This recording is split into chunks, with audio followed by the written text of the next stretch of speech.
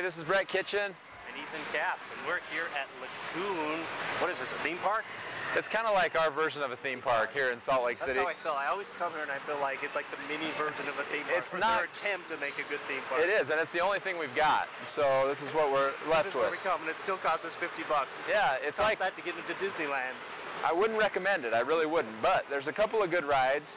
We already hit, what was that, Wicked?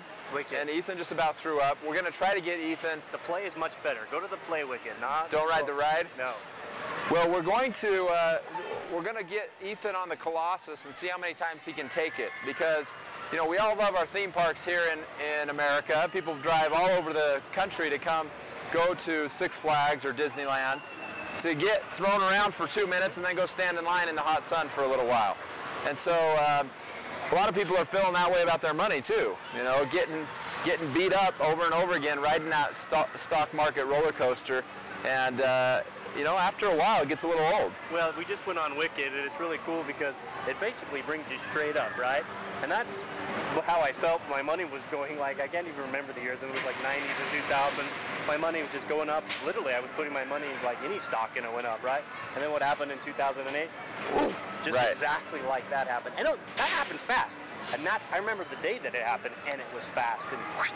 And so, you know, I remember the feeling that I got a pit in my stomach, and I was a little woozy, and literally wanted to throw up on that day. And I felt the same. I mean, after a couple rounds of that. You know, let's be honest, it was fun, right? But, you know, riding the stock market roller coaster is going to be fun too. You know, people are addicted to those ups and downs. But when you take too many of those downs, it gets a little bit hard. Because one, you may not have any more money. Well, this exact ride right here, I don't know if you're catching that, but this ride is called Colossus. And when I was a kid, I rode it. I got here on a day that there was hardly anybody here. And so I got to, when I got off the ride, I could run around and get back on immediately. And I did that over and over and over. Did it 4 times in a row. And it's got 2 loops, so you're going upside down. And after 4 times of that, I couldn't take it anymore, and I lost my cookies.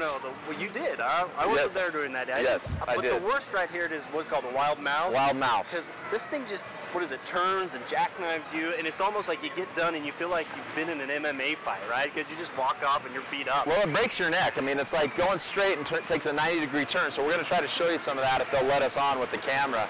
But don't do it unless you want to come out with a neck problem. So we're going to put our lives on the line. Maybe we should wear neck braces.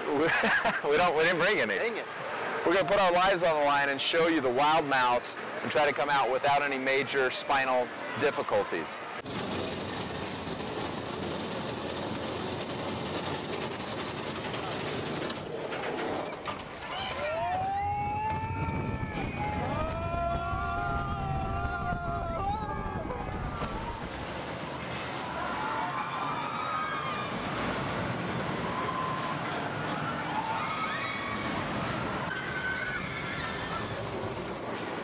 I can't believe I rode that 4 times in a row. No, I like, you black out almost on the second loop, and after 4 times of that, it's just not fun. No, I don't think we're going to make it 4 times around today. And then coming back around after you stop and get out, I mean, I'm like just standing here, I'm still woozy. I mean, don't faint on us. I may. You faint? We probably need to get some water. We might need to go get a drink of water for Ethan.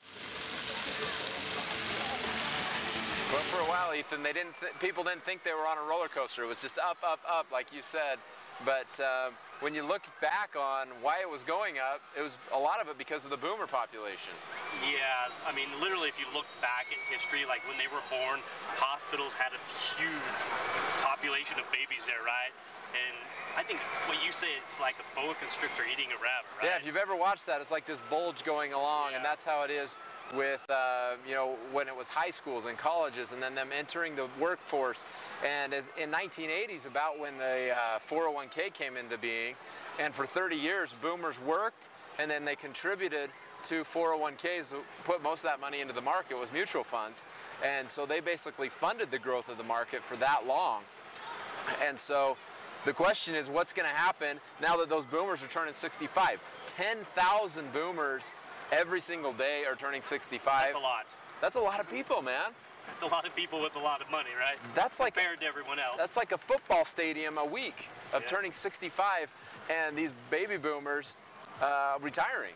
and taking their money out of the market. So obviously what's happening now is there's going to be more downs than probably ups with them taking their trillions of dollars that they contributed in the market out. Yeah, I often have the question asked me, where do I think taxes are going over the next 10 to 20 years? And it's pretty obvious, like I think it's going up, right? Because we have a lot of debt, government spending, so they've got to get it some way, right? Yep. We talk about Willie Sutton. If you haven't seen the Willie Sutton video, go check it out, it's really good.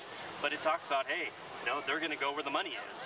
And so inherently, I mean, just think about it, and how do you feel? Where do you think the stock market's gonna be over the next 10 years? Well, I kind of feel this way when in India, when a toilet blows up and the stock market tanks, well, they all kind of interact together because it's an international world. And so, you know, there's a lot of mess that we're in economically, and it's going to take 5, 10, 15, maybe even 20 years to get out of this. So the way I feel about it, again, I'm no economist and I can't predict the future, but it's probably looking like it's going to be choppy up and down. And so if I'm looking at a place where I want to put my money, it's like I want to have something that's secure and stable, so when it just dives, I'm protected. So those stomach-turning, cookie-losing roller coaster rides become less a part of your life.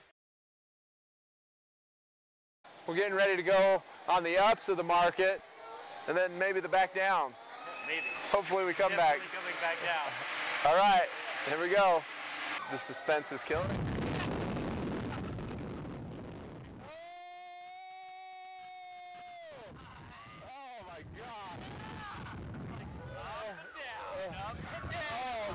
Makes my stomach sick. Hey, the ups are great, don't get me wrong. So that's why we're all about catching the ups and participating, but when it comes down, you're protected. That's right. So if you haven't learned about how to get your money to go up when the market goes up, but be protected when it comes down, then you should check out one of our blueprints. You can talk to somebody and get a personalized Safe Money Millionaire blueprint, and it'll help you to get off the stomach-turning roller coasters, protect yourself from all the baby boomers taking their money out of the market and seeing these violent ups and downs.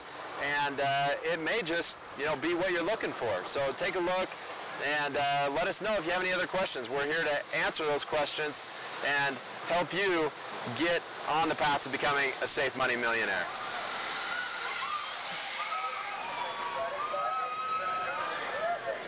Well, I think we've had enough of the ups and downs today.